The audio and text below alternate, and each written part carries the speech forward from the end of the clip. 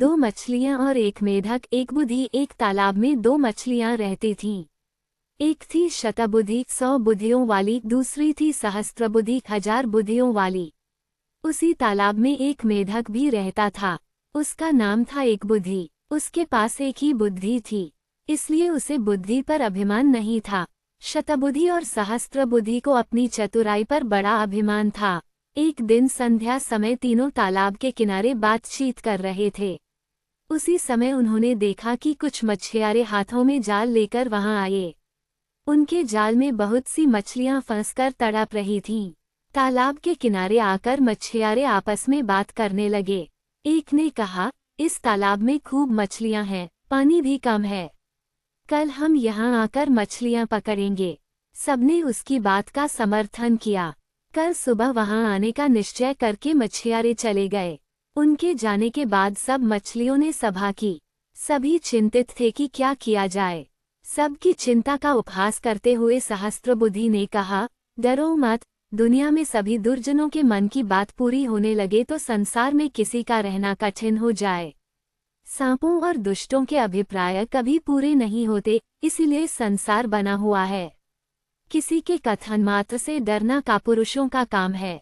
प्रथम तो वह यहाँ आएंगे ही नहीं, यदि आ भी गए तो मैं अपनी बुद्धि के प्रभाव से सबकी रक्षा कर लूंगी। शतबुद्धि ने भी उसका समर्थन करते हुए कहा, बुद्धिमान के लिए संसार में सब कुछ संभव है। जहाँ वायु और प्रकाश की भी गति नहीं होती, वहाँ बुद्धिमानों की बुद्धि पहुँच जाती है। किसी के कथन मात्र से हम अपने पूर्वजों की भूमि को नहीं छोड़ सकते। अपनी जन्मभूमि में जो सुख होता है वह स्वर्ग में भी नहीं होता। भगवान ने हमें बुद्धि दी है, भय से भागने के लिए नहीं, बल्कि भय का युक्तिपूर्वक सामना करने के लिए।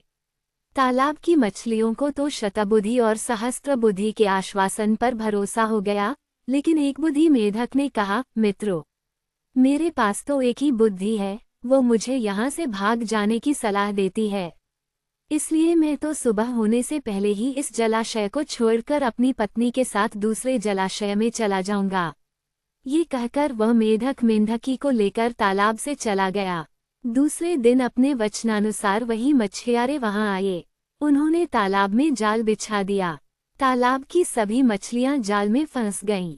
शतबुद्धि और सहस्त्रबुद्धि ने बचाव के लिए बहुत से पैतरे बदले, किंतु मछुआरे भी अनाड़ी न थे।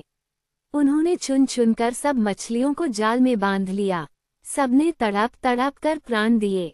संध्या समय मछुआरों ने मछलियों से भरे जाल को कंधे पर उठा लिया। शतबुद्धि और सहस्त्रबुद्धि बहुत भारी मछलियां थीं, इसीलिए इन दोनों को उन्होंने कंधे पर और हाथों पर लटका लिया था। उनकी दुरवस्था देखकर मेढक ने मेंढकी से कहा, देख प्रिय, मैं कितना दूरदर्शी हूँ। जिस समय शतबुद्धि कंधों पर और सहस्त्रबुद्धि हाथों में लटकी जा रही है, उस समय मैं एक बुद्धि इस छोटे से जलाशय के निर्मल जल में सानंद विहार कर रहा हूँ।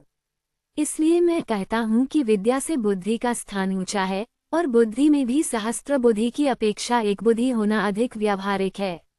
सीख, विद्या से बुद्धि का स्थान ऊंचा है, और बुद्धि में भी सहस्त्रबुद्धि की अपेक्षा एक बुद्धि होना अधिक व्यावहारिक है।